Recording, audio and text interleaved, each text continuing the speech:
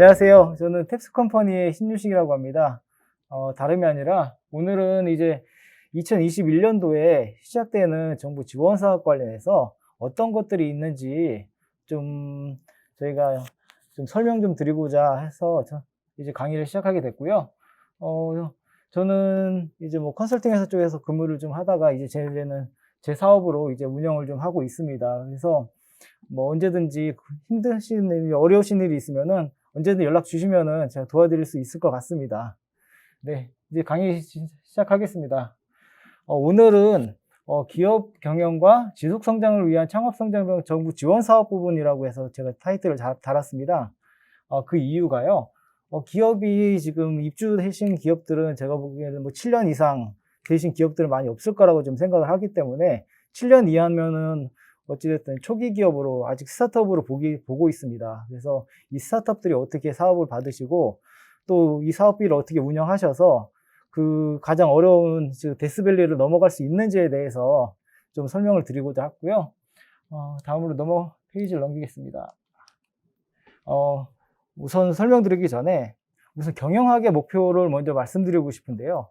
저도 이제 경영학 전공을 했지만 경영학이라는 걸 한마디로 딱 얘기하면은 말씀하시기 어려우실 거예요. 그래서 제가 생각하는 거는 어차피 기업에서도 아무리 뭐 대기업이라고 해도 인원을 풍족하게 주지 않고 항상 예산을 많이 주진 않습니다. 이런 부분에 대해서 항상 한정된 자원이 있다고 하기 때문에 이를 어떻게 건설적으로 활용하고 이를 분배해서 최상의 효율을 낼 수 있는지를 만들어주는 게 경영학의 목표입니다. 근데 이에 대해 스타트업은 아마도 일반 성장 기업보다는 훨씬 더 어려운 부분이 있으실 거예요. 그렇기 때문에 이 경영학을 어떻게 접목을 가장 많이 잘 하시는지, 외부 자원을 어떻게 유입하셔야 되는지, 그리고 어떤 선택과 집중을 하셔야 되는지에 대해서 우선 말씀을 드리려고 하고요. 정부 지원 자금에는 크게 4가지 분류로 좀 나눌 수가 있습니다. 뭐 융자 지원금이 있고요.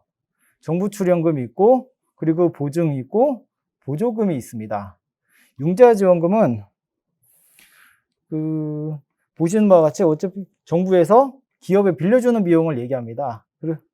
쉽게 말씀드리면 진흥공단에서 많이 사업을 하고 있는데 뭐 어려운 소상공을 지원해주는 소상공인진흥공단도 있고, 그리고 중소기업을 지원해주는 중소기업진흥공단도 있습니다. 그리고 지방자치단체에 중앙정부에서 예산을 지방자치단체에 내려줍니다. 보통 행안부나 중소벤처기업부에서 내려주는데 충청북도에는 이런 자금을 충북기업진흥원에서 운영을 하고 있습니다.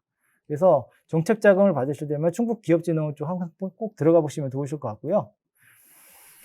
그리고 정부 출연금이라고 하면은 우리가 쉽게 말하는 이제 정부에서 돈을 줄 수 있는 R&D 자금이나 뭐 이런 부분을 말씀할 수 있는데 이런 자금을 정부에서 준다고 함부로 쓰시면은 안 되시고요. 제대로 된 용도에 맞춰 쓰시는 거 좀 중요하다고 말씀드리고 싶습니다.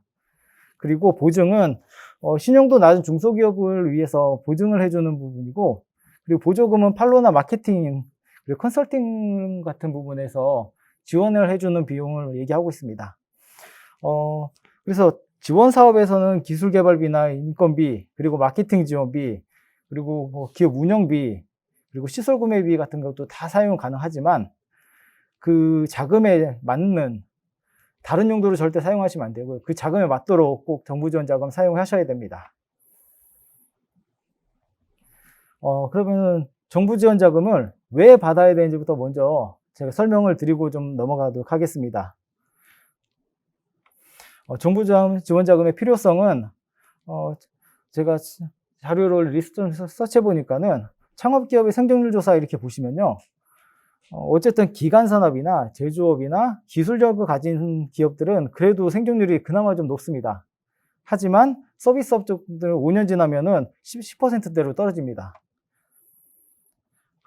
그래서 오른쪽은 제가 평균을 내어서 한번 봤더니 5년 지난 이후에 살아남는 기업이 10개 중에 7개도 안 됩니다. 초기에 데스밸리를 넘지 못해서 지금 발생한 일이기 때문에 이런 부분을 어떻게 넘어갈 수 있느냐를 한번 고민을 해보시면은 그 초기에 정부 지원 자금을 받아서 회사 운영을 좀 안전하게 할 수 있는 부분을 좀 만드셨으면 좋을 것 같고요. 아래에 표 보시면은 자기 자본금을 대해서 처음에 시작을 얼마나 가지고 시작하느냐에 따라 조사인데요. 처음에 2019년도까지 지금 조사가 되어 있습니다. 2019년도에는요, 보시는 표와 같이 3천만 원에서 1억 사이 자금이 가장 많습니다. 급격하게 19.7%에서 급격하게 올라갔는데요. 그 이유는 제가 보기엔 두 가지라고 봅니다. 하나는 금수저가 많든지 아니면은 정부 지원 자금을 잘 받으신 거라고 저는 생각하고 있습니다.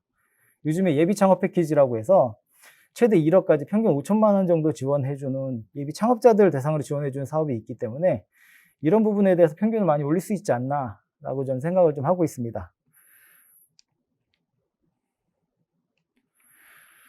그리고 이거 재밌는 조사가 있어서 좀 뽑아봤는데요. 창업자의 최종 학력은 대졸이 가장 많고요.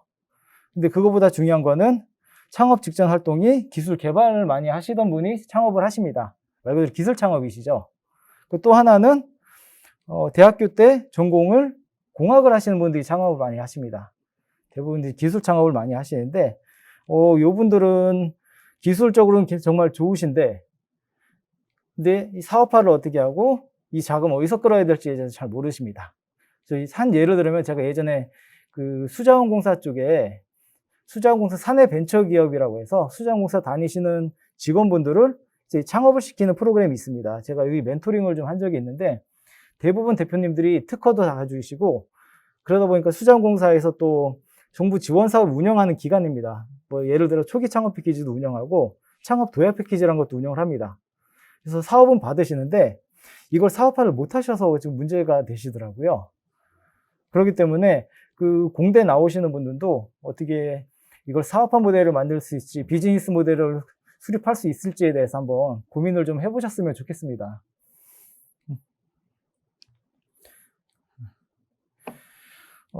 그리고 창업 동기에 대한 조사를 제가 좀 봤습니다. 근데 창업 동기는 이거 좀 문제가 많은데 아이디어를 현실화하기 위해서라는 부분이 첫 번째로 있는데요. 위험한 행동입니다. 정말 비즈니스 모델이 정확히 구축됐고 검증되지 않은 상황에서 아이디어를 현실화하다가는 대부분이 이제 실패하는 경우가 많습니다.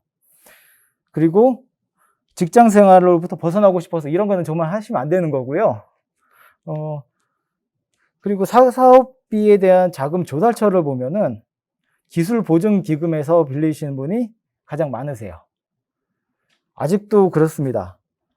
정부 지원자금이란 좋은 혜택도 있는데 우선 지금도 제 주변에서 사업하시면 기부 가서 대출해야지라고 얘기를 많이 하십니다. 물론 이제 벤처기업을 받기 위해서 가시는 분도 계시지만 초기 자금을 거기서 만드신 분은 많이 계십니다. 그래서 이런 분들을 위해서 제가 한 말씀 드리는 거고 여기 보시면은 제이커브라고 해서 실제 모든 스타트업들이 다 제이커브에 들어갈 수밖에 없습니다. 그래서 시작했을 때 마이너스 되는 부분이 없는 기업은 없습니다. 심지어는 초기 창업 패키지, 예비 창업 패키지 모든 다 받은 업체들도 그쪽으로 빠지게 돼 있습니다. 그런데 한 가지 의아한 점은 기업가가 생각하는 제2곡선하고 다른 투자자들이 우리 기업을 평가했을 때는 더 나쁩니다. 그래서 기업가들, 투자자들의 견해는 7년은 돼야지만 이제 모든 기업이 이제 데스밸리에서 벗어날 수 있다라는 생각을 하시는 거고요. 이쪽을 말씀드리는 여기가 데스밸리라고 하는 부분인데 여기서 못 헤어나다가 실패하신 분이 많이 있습니다. 그래서 제가 드리고 싶은 말씀은 정부 자금을 이용하시는 부분은 두 가지라고 보는데요. 첫 번째로는 자금에 대한 부분이 있습니다. 자금을 이용하실 때 어떻게 보면은 자금으로 인해서 이 곡선을 얇게 만들든지 아니면은 곡선을 빨리 탈출할 수 있게 만들든지 이 두 가지로 보시는 거고요. 또한 다른 정부 지원 자금의 장점이라고 하면은 비즈니스 모델을 만들고 남한테 검증받고 할 수 있는 기회가 있다는 부분입니다. 본인 생각이 아니라 다른 사람은 전문가가 봤을 때는 저건 안 될 것 같은데 이렇게 수정하면 될 것 같은데 라는 의견을 들으실 수도 있는 기회가 좀 되십니다. 그래서 정부 지원 사업에 제가 그런 부분 때문에 더 말씀을 드리는 거고요. 또 한 가지는 이 곡선을 벗어나기 위해서 가장 빠른 부분은 주변 네트워킹을 잘 하셔서 일감을 많이 주시는 부분, 이렇게 만드시는 것도 방법은 있습니다. 다음은 스타트업이 실패하는 원인으로 해서요. 이 미국의 CB인사이트에서 실제로 조사한 내용입니다. 그런데 제가 빨간색 쳐놓은 거 보시면은 시장 니즈가 없는 제품, 현금 부족, 팀 구성 문제, 가격 원가 문제, 고객 비친화적 문제, 이거 다 내부적 문제입니다. 뭐 경쟁에서 어쩔 수 없이 밀렸거나 마케팅을 방법을 우리는 최선을 찾았지만 그게 안 됐을 경우에 외부적 문제로 돌릴 수 있지만 제가 빨간색 주는데 다 지금 내부적 문제거든요. 근데 이 중에서 이거를 살짝 이렇게 그래프로 바꿔봤습니다. 실제적으로 자금적인 문제는 12%밖에 안 되는 겁니다. 그럼 뭐가 제일 많냐? 상품에 대한 문제가 가장 많습니다. 그래서 정확한 니즈를 못 찾아서 엉뚱한 제품을 만들었다는 부분이 지금 1위거든요. 그리고 또 뭐가 있냐면 고객의 반응을 무시하고 아니면 가격 측정을 잘못하고 뭐 이런 부분에서 가장 크다는 겁니다. 그래서 제가 아까부터 말씀드리는 계속 비즈니스 모델 이런 모델 이야기 드리는 거는 이걸 제대로 잡기 위해서 하자는 말씀이고요. 다음으로 넘기겠습니다. 다음은 그 비즈니스 모델의 재정립을 위해서 저는 이제 그 보스턴 컨설팅 그룹이라는 곳에서 BCG 매트릭스라는 걸 만들어 있습니다. 그래서 저희 경영학도는 다 이걸 아실 거고요. 저는 근데 이걸 굉장히 믿고 있습니다. 이 사업 모델을 잡는 데 굉장히 좋기 때문에 믿고 있고요.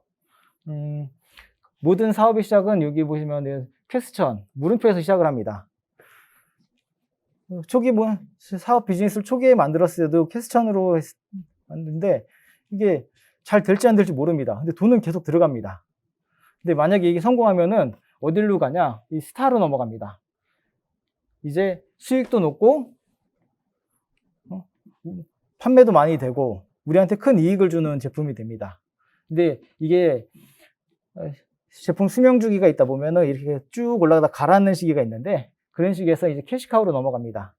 캐시카우에서는 꾸준하게 회사에 돈만 들어오면은 가장 성공하는 모델이 됩니다.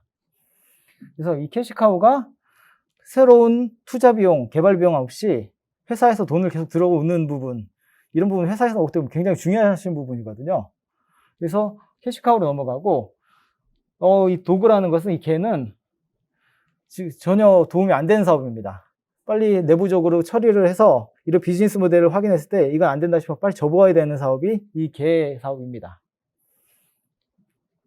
근데 한 가지 더 말씀드리고 싶은 부분은 이 캐시카우에서도 투자를 안 하는데 수명 주기대로 해서 어쨌든 계속 돈이 들어오면은 이거를 보완을 할지 아니면 계속 갈지에 대해서 한 번 더 고민을 하시면은 다시 한번 올라갈 수 있는 시점을 만들 수가 있습니다. 다음에 보여드리는 게 이 제품 수명 주기인데요. 모든 제품이나 서비스 같은 경우에는 도입기, 성장기, 성숙기, 쇠퇴기를 거쳐서 이런 그래프가 그려집니다.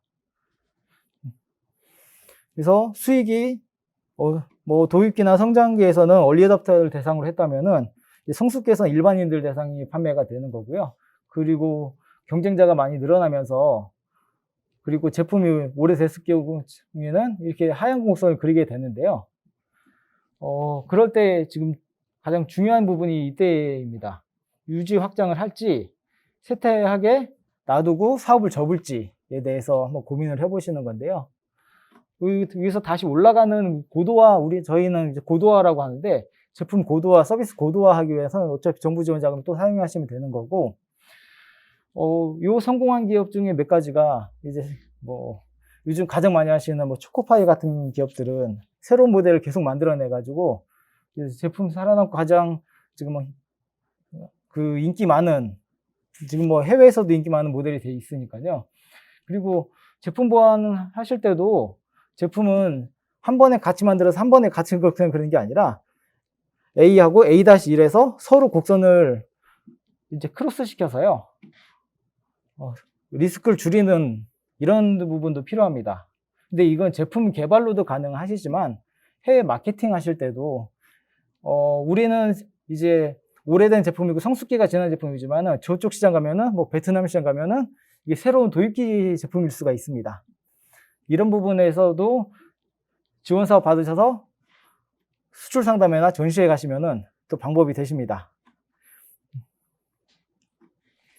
그러면은 어떤 지원 사업을 받으셔야 되는지, 그래서 뭐 종류하고 제가 특성에 대해서 몇 가지 말씀드리려고 하는데요. 지금 보시는 바와 같이요. 정부에는 여러 개 부처가 있습니다. 그런데 부처마다 중앙정부에서는 창업 비용이든가 기술 개발 비용이라든지 그리고 마케팅 비용에 대한 정부 지원 자금을 다 같이 내려줍니다. 같이 내려주는데 우리 같은 중소기업에서는 저희가 가장 많이 받을 수 있는 데가 중소벤처기업부, 그리고 과학기술정보통신부, 그리고 혹시나 농업이나 아니면 식품 관련된 보시면 여기를 또 중점으로 보셔야 됩니다. 그리고 어떤 분들은 뭐 호텔 플랫폼 같은 거 운영하신다 그러면은 문화체육관광부를 또 보셔야 되고요. 그래서 제가 여러 군데를 적어 놓은 부분이고, 제가 지금 적어 놓은 부분에 대해서 혹시나 돌아가셔서라도 한번은 사이트는 한번 다 들어가 보세요. 그리고 사이트마다 공지사항이든가 아니면 사업공고라는 부분이 있습니다. 그 부분 확인하시면은 공지사항에는 올 한 해 어떤 사업이 뜰지 연초에 다 내려주기 때문에 이런 사업이 있구나 하고 한번 공부해 보시는 것도 방법이십니다. 다음은 지금 아까 그 중소벤처기업부에서 지금 두 번째 줄에 있는 중소기업기술정보진흥원이라는 곳이 있습니다. 실제적으로 R&D 개발 사업이 가장 많이 나오는 곳이고요. 그리고 사업비도 중소벤처기업부에서 가장 많고, 제가 보기엔 여기 계신 분들도 여기는 한 번씩은 다 트라이를 하셔야 되는 사업입니다. 그래서 어떤 사업이 있는지 먼저 좀 설명을 드리겠습니다. 저희는 중소기업정보진흥원, 이게 너무 길어서요. 저희는 딱 줄여서 기정원, 이 세 글자로 부릅니다. 이 기정원은요, 2020년 대비 2021년도에는 한 30-40% 정도 예산을 이제 추가 편성을 좀 했습니다. 그래서 사업비는 더 늘어났는데, 주로 사업이 여기 기업 주도형 사업, 기업이 난 이 제품을 만들고 싶어, 정부에서 돈 좀 대줘 라고 하는 기업 주도형 사업과 협력형 R&D라는 사업이 있습니다. 이거는 기업 간 협업을 해서 만드는 사업이고요. 정책 목적형 사업은 이건 국가 정책에 따라서 만들어진 사업이기 때문에 요즘에 가장 핫한 4차 산업혁명이나 아니면은 뭐 바이오 헬스나 이제 반도체 부분이나 소부장이나 이런 부분에서 가장 유리하신 사업이시면 된다고 보면 될 것 같고요. 사업 동향은 다음과 같습니다. 전략 분야를 확대한다는데 한국판 뉴딜을 한답니다. 도대체 한국판 뉴딜이 뭐야? 라고 생각하시는 분이 많으실 겁니다. 그리고 제조업 소부장 지원 확대하는 부분, 신사업 빅3는 또 뭐야? 라고 하실 겁니다. 그래서 제가 간단히 정리했는데, 한국형 뉴딜이라는 것은 디지털 뉴딜, 그린 뉴딜, 안정망 강화 세 개를 지금 말씀드리는 거고요. 디지털 뉴딜 같은 경우는 데이터 생태계, 그리고 5G, 인공지능, AI 융합 시스템, 이런 부분을 지원해 주는 거고, 그리고 교육 인프라 부분이나 아니면 비대면 산업도 요즘에는 많이 지원을 하고 있습니다. 그리고 그린 뉴딜이라는 거는 말 그대로 탄소 저감이라는 부분이기 때문에 신재생 에너지나 전기차, 뭐 수소차 이런 부분에 대해서 지원해 주는 부분이 있고, 안전망 강화라고 하는 거는 이제 사람에게 투자하는 부분인데, 혹시 농어촌 취약계층의 디지털 접근 강화라고 해서 혹시 농업 쪽 사업하시는 분들은 이거 한번 생각해 주셨다가 농림부에서도 이런 사업 나올 수가 있습니다. 한번 고민하셨다가 제안해 보시는 것도 방법이 될 수가 있습니다. 중소기업 전략 기술이라고 하는 부분은 이제 4차 산업혁명은 뭐 인공지능, 빅데이터 등 이고, 빅3라는 거는 시스템 반도체, 미래 자동차, 바이오 헬스 세 개를 얘기합니다.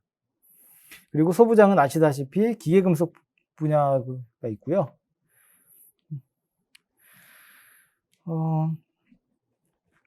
올해부터 좀 사업이 변화된 부분이, 이게 기업한테 좋은 건지 나쁜 건지 모르겠는데, 후불형 사업이라는 게 나왔습니다.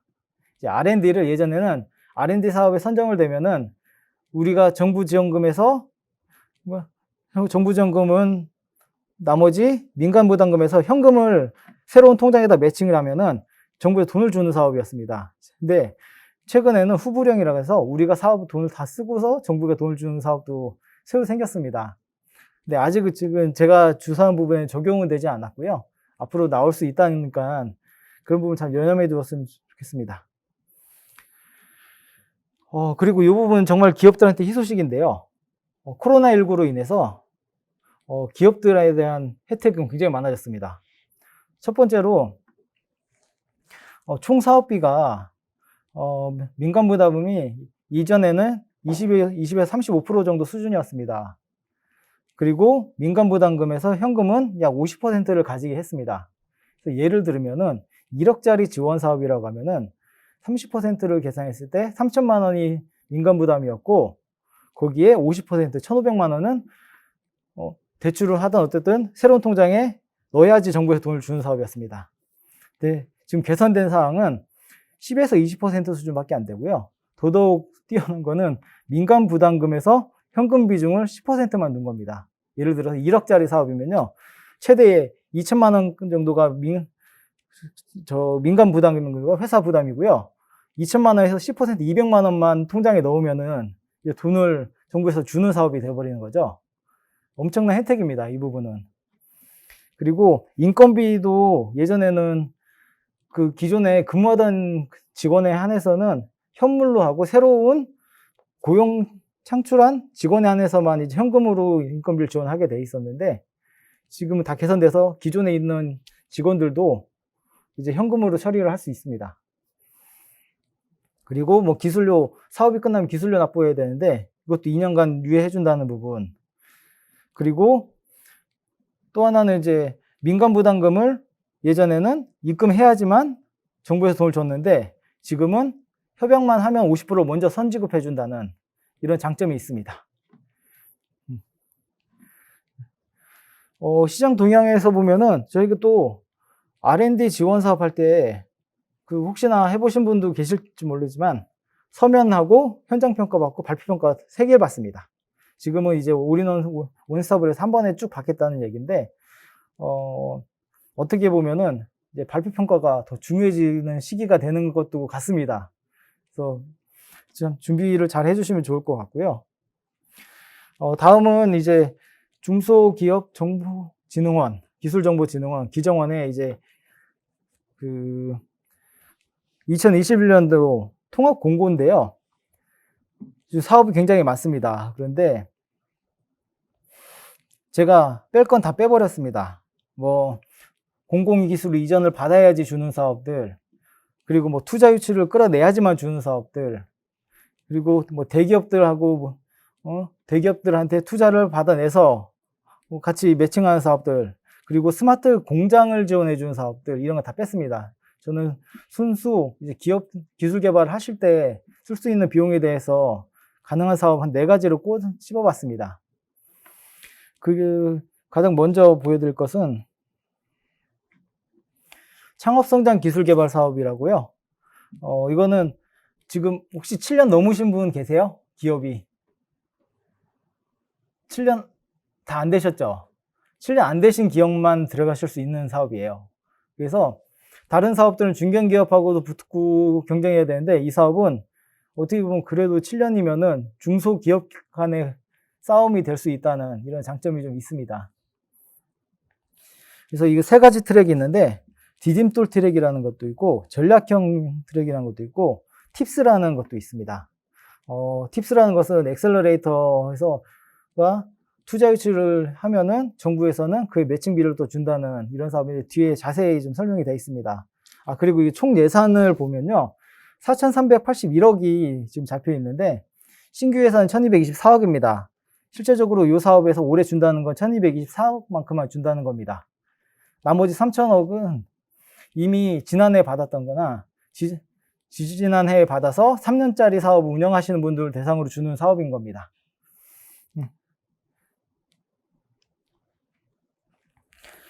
디딤돌 창업과제에 대해서 먼저 말씀을 드리면요. 이거는 어쨌든 7년 안 되신 분 1순위로 받으셔야 된다고 생각하시면 되는 사업이시고요. 처음에는 첫걸음 과제라고 해서 지금까지 R&D 사업 한 번도 안 하신 기업들 대상으로 신청을 하실 수 있는 사업이세요. 그리고 여성 참여 과제는 혹시 여성 대표님 안 계시면, 네, 여성 대표님 계시면은 이 사업은 무조건 들어가셔야 됩니다. 지금 2019년도에 제가 그 통계치를 봤더니 그 여성 창업률이요 8.7%입니다. 총 10명 중에 1명도 안 되는 여성 창업률입니다. 그래서 여성을 위하기 위해서 전용 트랙을 이렇게 만들어 놓으셨어요. 그래서 여성분들 꼭 들어가셔야 되고요. 그리고 소셜벤처 과제는 사회적 기업들이 이제 20년도에 신설돼서 이제 생긴 지가 얼마 안 된 사업으로 제가 보기에는 경쟁률이 그나마 좀 낮지 않을까 다른 거에 비해서 하고 있고요. 이 사업은 정부 출연금은 총 비용의 90%를 지원합니다. 그리고 자부담은 10%지만 그 10%에서 또 10%만 현금을 지불하시면 되긴다는 이런 장점이 있고요. 그리고 혹시 이 표 보이시는지 모르겠는데, 이 사업은 졸업제라고 하는 사업입니다. 그래서 하나 끝나면은 또 올라가고, 하나 끝나면 또 올라가는, 그런 사업입니다. 잠시만요. 여기서 창업성장 기술개발 사업에서 디딤돌 전략형 팁스, 이게 끝나면은 중소기업 기술혁신 개발 사업에서 시장 대응형 사업으로 넘어가는, 이렇게 단계를 밟아서 올라가서 졸업제라고 하는데요. 이 졸업제 사업의 1단계로 보시면 되고요. 쭉 올라가신데 반대로 내려오시는 거는 불가하게 되어 있습니다. 다만 이제 폐업을 하시지 않은 이상은. 그래서 이 부분 한번 고민하셔서 우선은 다 같이 1차선 넣으시고요. 디딤돌 넣으시고 다음에 뭐 넣으실지 한번 고민해 보시면 될 것 같습니다. 네, 전략형 과제는 그 디딤돌 과제 다음으로 진행한 사업인데, 이제 사업 목적이 이건 딱 정해져 있습니다. 아까 디딤돌 과제는 자유의무였는데 여기는 4차 산업혁명, 소부장, 그 빅3 그리고 뭐 혁신 기술이 포함된 뭐 사업들이 들어갈 수 있다라고 지정을 해놨고요. 여기도 대부분이 그런데 뭐 IoT나 이런 부분 많이 이용하시기 때문에 융합해서 들어가시는 분이 많이 있습니다. 뭐 예를 들어서 아까 그 환경 부분에서도 사업을 하실 때 환경에 사업하는 걸 모니터링 시스템으로 IoT를 만든다. 이런 것도 다 사업이 만들어지는 겁니다. 그러니까 제가 알기로는 정부 지원 사업은 정말 기술 이걸 보는 게 아니라 이걸 어떻게 융합을 해서 사업화를 만드는 걸 보기 때문에 한번 모든 대표님들이 그 부분을 한번 고민을 해보시면 좋을 것 같습니다. 그리고 다음은 팁스 과제라고 하는데요. 이제 엑셀러레이터나 민간에서 투자를 하면은 정부에서 매칭금을 준다는 얘기입니다. 근데 그 아무나 되는 건 아니고 창업진흥원에서 인증을 받은, 허가를 받은 엑셀러레이터가 있습니다. 충북에는 딱 3개 있는데 지금 2군데는 거의 운영이 안 되고 있고요. 그리고 팁스를 운영하는 기관은 그 충북 창조경제센터에서 운영을 하고 있습니다.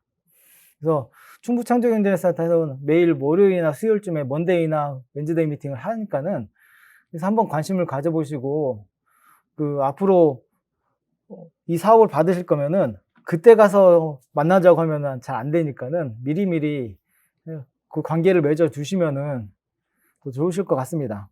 그래서 이 사업은 뭐 엑셀러레이터가 민간이 1억을 투자하면은 정부에서는 5억을 투자해서 만들어준다는 이런 사업이니까는 디딤돌 하시고 전략형을 가실지 팁스로 넘어가실지 한번은 그건 고민해 보시면 좋을 것 같습니다.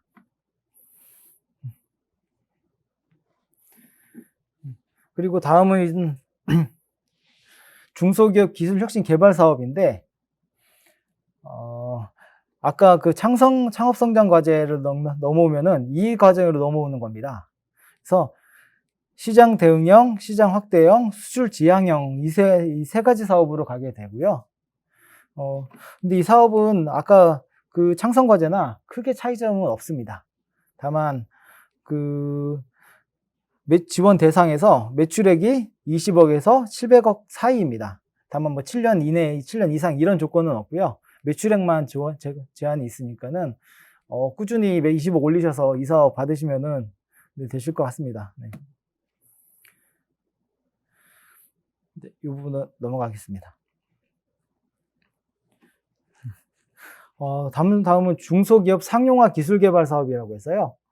중소기업 상용화 기술개발 사업은 크게 두 가지로 나눕니다. 구매 조건부 신제품 개발 사업하고 네트워크형 기술개발 사업으로 있습니다. 구매 조건부 사업도 이제 구매 연계나 공동 투자로 나눠지는데, 공동 투자 같은 경우에는 대기업들의 딱 한 40개 정도 대기업들을 딱 정해놓고요. 이 기업한테 투자 받는 중소기업만 돈을 주겠다는 얘기라서 이게 쉽지 않은 사업입니다. 그래서 이 공동 투자 사업은 대부분 잊어버리면 더 좋으시고요. 구매 연계 사업을 한번 고민해 보시던지, 아니면 그 밑에 있는 네트워크형 기술 개발 사업을 한번 고민해 보시는 것도 방법입니다. 네트워크 기술 개발 사업은 또 네트워크 기획 단계하고 사업화 단계로 나눠지는데, 뒤에서 설명을 좀 드리겠습니다. 중소기업 구매 조건부 사업 같은 경우에는 이제 수요처가 국내 대기업이나 중견기업 수준이 어느 정도면요, 한 매출 300억 이상, 그리고 비비 단계, 신용이 비비 단계 이상 되는 기업들이 좀 있으셔야 되고요. 그 업체에서 구매 동의서나 구매 계약서를 받아 오셨을 때 가능하신 사업입니다. 근데 반대로 얘기하면은, 그런 대기업들이 나는 이거를 제품을 필요해서 니네한테 살 거야 라는 확약을 받아오면은 정부에서 그럼 개발비 줄게라고 되는 사업이라고 보시면 됩니다. 그래서 뭐 민간 부담금도 뭐 괜찮고 이 사업은 괜찮은데, 이걸 받아오시는 게 너무 힘들어 하시더라고요. 그리고 이제 이 분야도 해외 사업도 있는데, 해외 공공처는 더 어렵습니다. 그리고 해외 기관 같은 경우에는 무역보험공사에서 2등급 이상의 신용조회가 돼야 되는데, 이 신용조회가 되는데 한 달 반 정도가 소요되더라고요. 그래서 시간도 너무 오래 걸리고, 그리고 2등급이 안 나오는 회사들이 참 많습니다. 그래서 만약에 구매 조건을 생각하시면 국내 기업으로 뭐 올인하시는 게 더 도움 되실 겁니다. 그리고 네트워크형 기획 사업은 기획 단계에서는 쉽게 말씀드리면은 사업 타당성 조사를 하는 겁니다. 그래서 우리가 가진 아이템이고 우리가 가진 아이디어인데 이걸 사업화하면 어떨까라고 타당성 조사를 반대로 우리가 의뢰하게 되는 거고요. 정부에서는 3천만 원을 지원하고 우리는 매칭금 340만 원을 묶어서 이제 전문 컨설팅 기관으로 이제 사업등 타당성 조사하는 기관을 주게 됩니다. 그럼 우리는 기술 동향, 뭐 시장 동향, 뭐 기술 선행 조사 이런 내용 다 받아서 이제 비즈니스 모델을 잡는데 이 자료를 쓸 수 있는 타당성 조사라고 보시면 되고요. 뒤에 이제 R&BD는 사업화 부분인데, 앞에서의 기획 지원을 받아서 사업화를 하는 단계라고 보시면 되고요. 근데 이 사업은 딱 조건이 이제 중소기업 3개 이상이 꼭 뭉쳐야 됩니다. 근데 그 중에 주관 기관은 경영혁신형 기업이라고 해서 벤처나 이노비즈나 기업부설연구소는 하나를 보유하셔야지만 신청 가능하시고요. 근데 저는 이 사업이 굉장히 메리트가 있다는 게, 중소기업 간에 어떻게 보면 서로 부족한 부분을 지원해 줄 수 있는 부분이기 때문에, 그래서 뭐 학교에 입주해 계신 기업들끼리 세개 업체를 모여서 이 사업을 같이 낼 수도 있고요. 그래서 이런 사업은 한쪽이 기획을 하시는 업체가 될 수 있고, 한쪽이 개발을 하고 것이고, 한쪽이 마케팅을 하고, 서로 좋은 점을 같이 묶어서 사업을 신청하실 수 있는 사업이기 때문에 여기 제가 보기엔 중소기업한테는 가장 적합하지 않을까라고 생각하고 있습니다. 다음은 지역특화 산업 육성 플러스 R&D라고 하는데요. 이 사업은 딱 정했습니다. 비수도권입니다. 수도권이 너무 밀집해 있으니까 비수도권 살리기 위해서 만들어진 사업이고, 이 중에서 지역 주력 산업 육성으로 사업을 보시면은 도움 되실 건데, 이 사업은 지원 대상이 부가가치세법으로 해서 지역의 본사, 공장, 연구소 중에 하나는 있어야 됩니다. 충북 지역에요. 근데 그런 기업이 많습니다. 서울에 본사는 해놓고 충북 TP에 연구소를 만들어 놓다든가, 저 옥천의 바이오메디컬 단지에서 공장을 만들어 놓는다든가, 실제로 그런 회사 많습니다. 그런 회사도 이거 받으려고 이렇게 하는 거거든요. 그래서 이 사업은 딱 정해져 있는데, 스마트 IT 부품과 바이오 헬스 그리고 수송기계인데요. 이게 충북, 특히나 이 청주 지역에서는 너무 사업이 양갈래로 나눠져 있는 부분이 있습니다. 스마트 IT하고 오송 쪽은 완전 바이오 헬스로 되어 있고, 투자 유치는 또 바이오 헬스가 또 훨씬 더 많이 되고 있습니다. 그런데 충북 테크노파크나 과학기술혁신원이 지원 사업이 많이 나오니까 그 오창과 청주 쪽에, 제가 보기에는 여기 입주인계도 ICT가 워낙 많아서 또 스마트 IT 부품 사업을 많이 가실 수 있는 부분은 있습니다. 그리고 밑에 있는 수송기계는 청주를 위한 것보다는 우선은 충주의 기업도시 쪽에 이제 자동차 부품 공장이 많으니까 여기를 한번 지원해주기 위해서 만들지 않았을까라는 생각을 하고 있습니다. 좀 기정원 사업은 여기까지고요. 여기는 창업진흥원하고 중소벤처기업진흥공단 쪽에 창업을 지원하는 사업을 좀 조사를 했습니다. 청년 창업 사관학교라고 해서요. 그 초기 창업 패키지, 예비 창업 패키지 같은 맥락에서 나온 사업이긴 한데, 이게 만 39세 이하일 경우에만 들어갈 수 있는데 3년 이내 기업들이고, 그리고 우선 선발 분야는 별도로 정해져 있지만 이 사업을 들어가시면 어려운 부분이 입교 시 교육이 너무 많습니다. 대표자님들 이거 받으시고 힘들어 하시는 분 많으십니다. 그래서 뭐 초기에 20대 뭐 학생 창업이나 이런 굉장히 좋은 아이템인데, 이제 먹고 살아야 되는데 여기 자꾸 끌려다니면 힘드실 수 있으니까는 한번 이 부분은 심사숙고 하시는 게 좋고요. 사업하시기 전에 예비 창업 패키지라는 걸 받고 시작하시면은 굉장히 도움됩니다. 최대 1억이지만 평균 한 5천만 원에서 한 4, 5천 정도 많이 주시더라고요. 이 사업은 자부담 비율 하나도 없고 바우처로 해서 제가 쓰고 싶은데, 사업계획서에서 적어 놓은데 쓰고 싶은데 그 뭐 기자재 사용할 수 있고요. 심지어 노트북도 살 수 있습니다. 회사 직원들 수대로 노트북도 살 수 있습니다. 그럴 정도로 지원이 되니까는 한번 뭐 관심 있으신 분들은 나중에 주변에도 한번 소개시켜 주시면 좋을 것 같고요. 초기 창업 패키지라는 것은 이제 창업 3년 이내 기업들 대상으로, 그래서 실제적으로 이제 기업 대표님들이 꼭 이것도 받고 지나가셔야 되는 사업 중에 하나입니다. 그래서 3년 이내로, 지난해에는 권역 내에서 뭐 이렇게 쿼터제를 가지고 있지 않았습니다. 쿼터제만 있었지 이제 그 다른 지역을 못 가게 막거나 그러지 않았습니다. 그래서 지금 하시는 아이템이 다른 지역에서 유리하다 싶으면 그쪽으로 가셔서 지원을 받으셔도 됩니다. 그래서 왜냐면 지역마다 예산이 다 편성돼서 내려가 있습니다. 그래서 심지어는 여기 충북 쪽에는 그 서울 기업들이 굉장히 많이 오세요. 그래서 경쟁이 굉장히 치열해요. 그래서 좀 더 밑으로 내려가시는 것도 방법이시고요. 그래서 저는 뭐 스마트팜에 관심이 있으니까 저는 전북 쪽에 가서 사업을 저는 그런 목표도 좀 세우고 있습니다. 이거 다음에 이제 더 받을 수 있는 사업이 창업 도약 패키지라는 게 있습니다. 이건 3년에서 7년 사이 기업들이 받으시는 거고요. 총기 창업 패키지는 3년까지고, 뒤에 3년에서 7년 사이 받는 사업이 한 개 더 있습니다. 이 사업도 꼭 받으셔야 되는 사업이에요.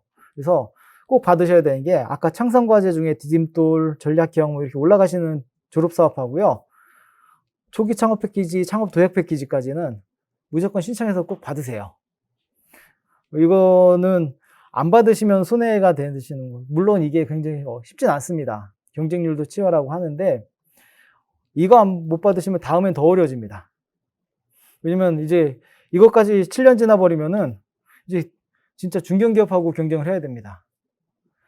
그렇기 때문에 지금 받으실 수 있는 사업은 받고 올라가시는 게 좋습니다. 이 사업도 좀 특이한 게, 지난해에는 이제 기업하고 협업이 굉장히 많았습니다. 구글하고도 했었고요. 아마존하고도 했었고, 마이크로소프트하고도 했었고, 엔비디아하고도 했었습니다. 그래서 뭐 AI나 이런 주제를 갖고 했었는데, 이제 가장 일반적인 사업화 지원 사업을 보면은, 작게는 2억, 맥시멈으로 해서는 이 사업이 끝나고서 창업성장과제 기술개발 사업 연계해줘서 최대 7억까지 받으시는 분도 계십니다. 다만 이게 쉽지는 않다는 부분은 말씀드리고요. 그래도 좀, 다만 1억이 됐든 2억이 됐든 기업에 도움되시면은 어쨌든 다 받고 올라가셨으면은 저는 하는 바람입니다.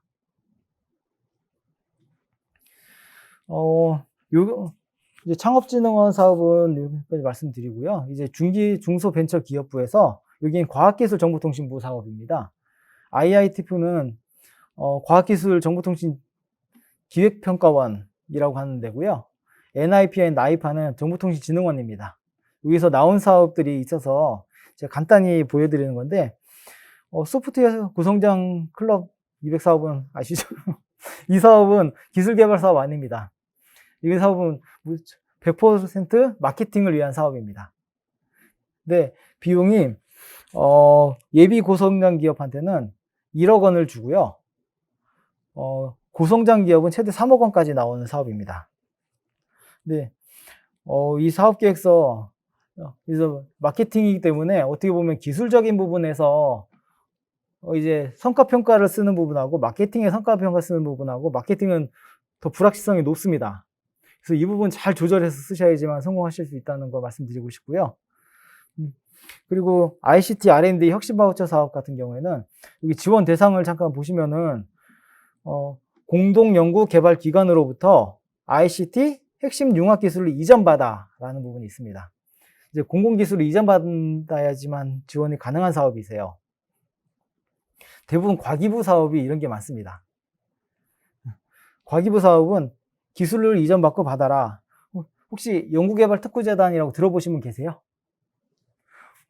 연구개발특구재단이 전국에 5개 특구를 지정을 했습니다. 부산, 대구, 광주, 전북, 그리고 대덕 5개를 지정을 했습니다. 그래서 여기서 뭐 어떤 일을 하면은 대학교나 기관에 있는 기술을 민간한테 이전해서 거기서 연구소 기업을 만들게 해주는 겁니다. 이제 말 그대로 이제 기술 기반형 회사를 만들게 해주는 건데요.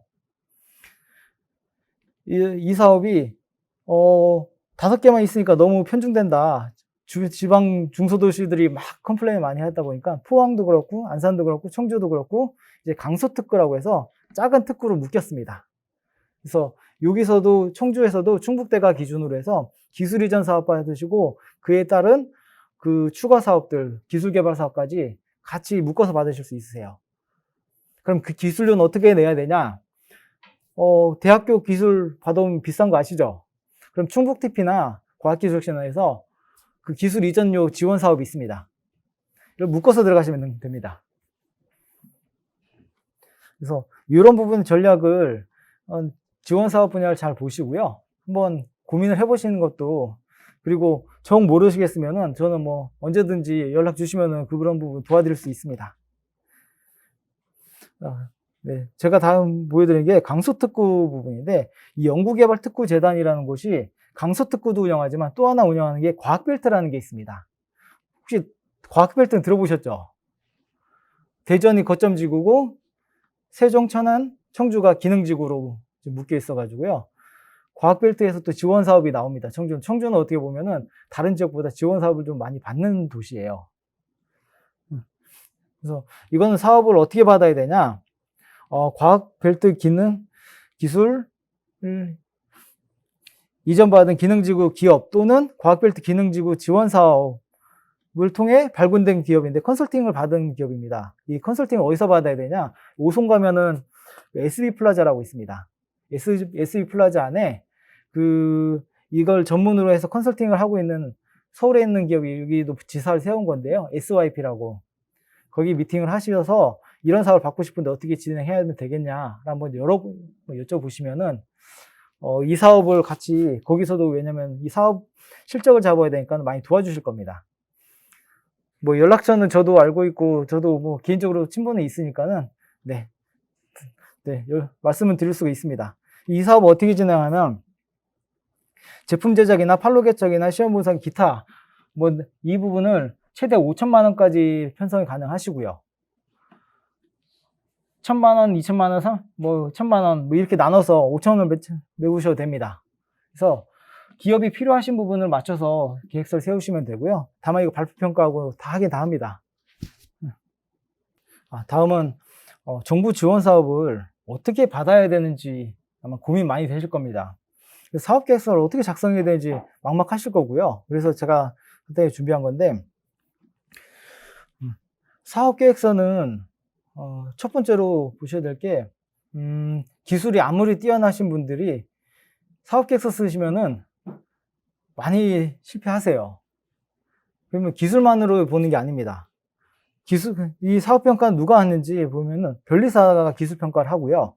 연구개발 기관 책임자, 뭐, 어떻게 보면 천문연이든가 아니면은 뭐 기획평가원 같은 이런 분들이 와서도 보기도 하지만 경영 컨설턴트나 투자자들이 와서 시장을 분석을 합니다. 시장성을 분석합니다.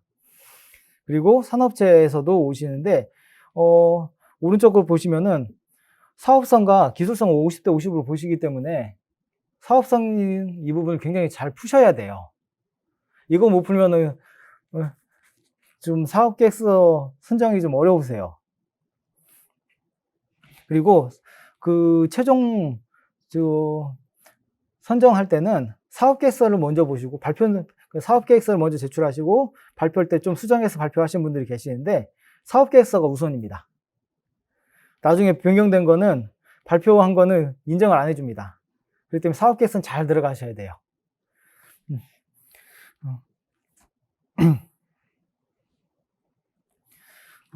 다음은 제가 항상 이제 기업을 보육할 때도 이거부터 좀 작성을 해라 라고 말씀드리는 부분이에요. 이제 링캔버스라고 해서요. 이제 머리에 생각나는 거 되게 많으신데 이걸 어떻게 풀어낼 데가 없으신 거죠. 근데 링캔버스라는 거는 초기 기업들 대상으로 해도 좋고요. 새로운 아이템을 대상으로 해서도 작성하면 참 좋은 이런 비즈니스 모델 작성법인데요. 첫 번째는 뭐 문제를 어떻게 제시를 하고 그 문제에 대한 기존에 이런 대안이 있었다. 하지만 여전히 문제가 있다. 그리고 우리의 고객은 이런 사람을 대상으로 할 건데 이런 사람한테는 우리는 어떤 가치를 줄 수 있다. 그래서 이런 가치를 만들어 주고 우리는 그분한테 이런 해결책을 만들어 줄 거다. 그리고 우리는 그 고객들하고 만날 때 어떤 포인트를 이용할 것이다. 뭐 온라인이면 온라인, 뭐 오프라인이면 오프라인, 뭐 마트에서는 마트, 뭐 이렇게 진행하시는 거고요. 그리고 그에 대한 우리 돈은 어느 정도 어떻게 벌어들일 수 있고, 그리고 우리가 들어가는 돈은 이런 게 든다. 그리고 핵심 지표라는 것은 결과적으로 우리가 성공하고 실패하기 위한 가장 중요한 지표를 얘기한 겁니다. 뭐 인증을 어떻게 받는다든지 우리가 사업 목표를 어떻게 도달할 것인지에 대해서 뭐 말씀드리는 건데요. 이거 예시는 떡볶이 사업으로 해서 뭐 간단히 좀 적어봤는데 떡볶이든 문제가 이제 건강향하고 위생이 좋지 않다는 부분하고 이제 길거리에서 먹다 보니까는 불량식품이라는 부분이 있습니다. 그리고 연령층이 다양하지 못해서 지금은 뭐 워낙 브랜드가 많고 하는데 예전에는 뭐 너무 달거나 너무 짜서 이제 서로 입맛에 안 맞는 부분이 많이 있었는데 그래서 우리는 이런 부분을 어떤 주민한테 어떻게 마케팅을 하겠다라고 말씀드리는 건데 뭐 저희 타깃은 초중고등학교 학생입니다. 그리고 분식을 즐겨하는 20대, 40대 성인도 저희 고객입니다. 그리고 어린 아이를 둔 그 부모도 저희 고객이 될 수가 있습니다. 저는 고객을 이렇게 잡았고요. 그러고 보는데 어떤 가치를 줄 거냐 하면은 저는 신선하고 건강한 재료로 만들어서 안심될 수 있는 제품을 제공할 거야 라는 게 제 가치입니다. 그리고 이에 대한 해결책으로는 오픈형 주방을 해서 외부에서도 안을 벗어 우리는 깨끗하게 할 수 있다. 그리고 세스코 같은 우리는 안전장비를 둘 것이다. 라는 제안을 둘 거고요. 그리고 채널은 이제 지역 내 매장을 쓸 수 있고, 그리고 배달, 딜리버리 서비스를 우리는 딜리버리 서비스로 판매를 할 거야. 라고 설정을 한 겁니다. 그리고 우리는 분식에 대한 그 떡볶이 매출도 있지만 그의 부수적인 오뎅이나 핫도그, 그리고 뭐 순대 같은 매출도 잡을 수 있는데, 비용 구조로는 매장과 뭐 인건비 뭐 이런 등등등 비용이 들어가는데, 이 사업에 대한 핵심 지표는 이제 식재료가 뭐 너무 비싸지면 우리 사업은 또 어려운 부분이 있으니까는 식재료 부분, 그리고 조리해서 배달하는데 이게 불어서 문제니까는 이걸 어떻게 해결할 수 있는지, 뭐 이렇게 다양한 이제 핵심 지표를 잡을 수가 있습니다. 근데 제가 지금까지 말씀드린 부분은 대부분 정부 지원 사업 계획서 나오는 부분이세요. 그래서 이걸 작성해서 브레인스토밍을 해서 이거 작성해 놓으시면은 사업 계획서 쓰는 데 도움 되십니다. 그래서 제가 말씀을 드린 거고요. 사업 계획서 목차는 사업마다 이렇게 다릅니다. 예비 창업 패키지는 정말 간단합니다. 그래서 문제인식이나 실현 가능성, 여기는 뭐 정말 돈을 얼마 벌 거지가 중요한 게 아니라 계속 사업을 할 수 있는지 이를 많이 보시는 분이기 때문에 간단하게 들어보고요. 기정원 사업 한번 보시면은 딱 두 개로 나눠지죠. 기술성하고 사업성으로요. 그래서 기술성에서 뭐가 중요하냐면은 왜 필요했는지, 그리고 선행 기술들이 어떻게 했는데 우리는 어떻게 이걸 특허를 피해갈 수 있고 우리는 어떤 더 좋은 제품 만드는지, 그리고 또 중요한 부분은 최종 목표할 때 주요 성능 지표입니다. 이 성능 지표가 이 사업의 성공과 실패를 나누는 조건입니다. 그렇기 때문에 이 부분은 엔지니어하고 잘 상의해서 쓰셔야 되고요.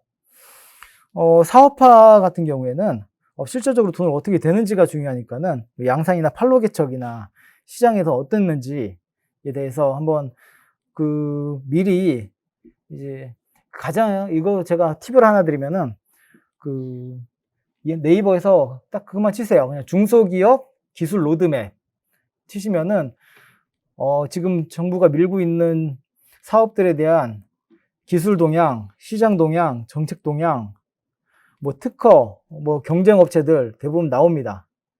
한번 그거 조사해 보시고요.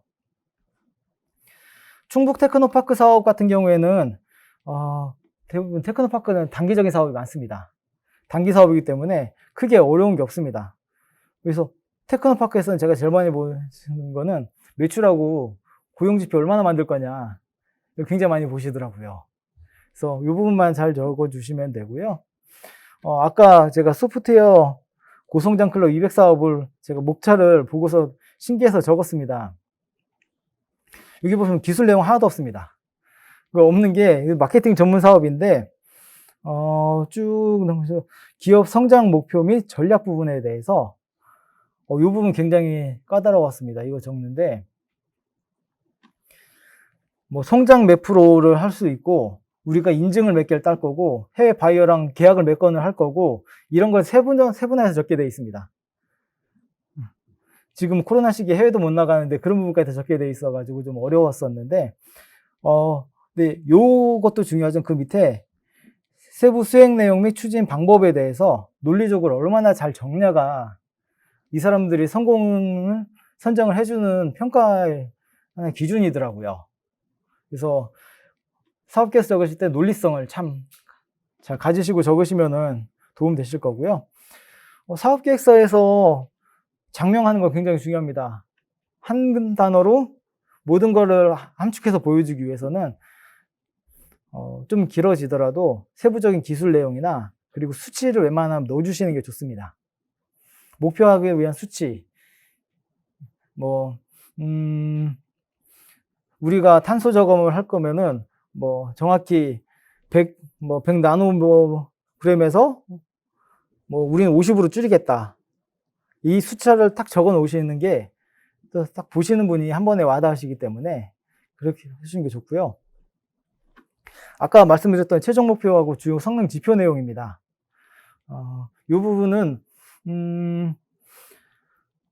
절대 엔지니어 아니신 분들은 이거 좀 고민을 하셔야 되고요. 엔지니어들이 좀 찾아보셔야 되는데, 이걸 어디서 보셔야 되냐면, 혹시 NTIS라고 적으시면은 좋습니다. NTIS에서 선행기술조사가 있습니다. 유사기술의 성능 지표를 찾아볼 수가 있습니다. 그래서 이거 찾아보시고, 가장 저쪽 기업들도 이 기술에 이 정도 수치를 넣었으니까는, 뭐, 엔지니어랑 그때 상의하셔서 우리는 몇 %를 줄여볼까? 아니면은 그냥 이거 같이 해볼까? 한번 이렇게 같이 만들어 가시면은 좋을 것 같습니다. 그리고 넣으실 때는 디테일하게 숫자를 다 넣어주시는 게 좋고요. 다음은 시장조사 정보 사이트에 대해서 제가 붙여놓은 거고요. 이거는 나중에 필요하실 때 보시면 됩니다. 근데 저희도 이거 다 안 찾아봅니다. 저희는 가장 많이 본 게 아까 말씀드렸던 중소기업 기술 로드맵에서 가장 많이 찾아보고요. 그러니까 사업계획 쓸 때 그건 꼭 염두에 두시면 좋을 것 같습니다. 그리고 정부 지원 사업에 대해서 누가 받아야 되는지에 대해서 한번 고민을 많이 하실 겁니다. 지금 직원 5분 정도 이상 계신 대표님들은 본인이 직접 하지 마세요. 다른 매출처를 못 잡습니다. 영업을 하셔야 될 부분인데, 그 직원을 하나를 집어주셔야지, 야, 니들이 이것 좀 해! 라고 하면은 정말 직원들은 난 얘들이 아닌데 라고 생각하시거든요. 그래서 꼭 집어서 네가 해! 라고 해서 계속 보고를 받으세요. 왜냐면 두 가지 문제인데요. 직원들이 누락하는 부분도 발생하고, 이 친구가 갑자기 그만뒀을 경우에는 인수인계가 굉장히 어렵습니다. 인수인계가 못해서 발생된 사고는 회사 책임입니다. 그렇기 때문에 꼭 보고 다 받으시고 같이 운영을 해주셔야지 문제가 안 생깁니다. 그리고 어려우신 부분은 외부 전문가를 이용하시는 것도, 지금 제가 최근에도 했지만 과학기술혁신원에서도 멘토링 지원 사업 같은 게 많이 나옵니다. 이런 부분 같이 이용하셔서 사업을 하나만 보시지 마시고요. 이 사업, 저 사업 여러 개 있으면 같이 묶어서 서로 도움될 수 있는 사업을 만들어서 보시면은 도움 되실 것 같습니다. 오늘 강의 여기까지고요.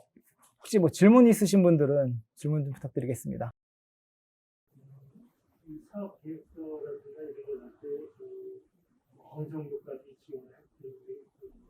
지원을 해주는 건지, 그 다음에 이제 지원이 여러 가지가 있잖아요. 여러 가지 이제 내가 어디에 이제 어느 지원을 받는 게 적합한지에 대해서는 판단하기가 솔직히 말씀이 안 돼요. 어려우시죠. 그런 부분은 어떻게 이제 자문을 좀 해주실 수 있는지. 네, 지원 사업 관련해서 어떤 게 지원 사업에 대해서 제가 찾아보기 꼭 필요한 부분은 회사 정보가 꼭 필요합니다. 회사가 어떤 조건에 어떤 회사인지 알아야 되고 어떤 아이템인지도 중요합니다. 그래서 만약에 그런 부분하고 충족되면은 제가 이런 사업은 한번 넣어보시면 좋을 것 같습니다 라는 제안은 제가 드릴 수가 있습니다. 그리고 사업계획서 같은 부분은 우선은 회사 내에서 쓰시는 게 먼저 쓰시는 게 맞으시고요. 그 이후에 전문가 자문을 받으시면은 사업계획서 본인들이 쓰시고 창피했어요. 어떻게 보여줘? 라고 하시는 분이 많으신데요. 절대 창피한 거 아닙니다. 남들 다 똑같이 씁니다. 그렇기 때문에 먼저 내부적으로 하시고, 그리고 검토를 한번, 아까 말씀드린 것처럼 저도 그렇고, 아까 말씀드렸던 과학기술혁신원이나 충북 테크노파크 쪽에서 이제 멘토링을 지원해 주는데, 그런 멘토께도 보여드려도 좋을 것 같습니다.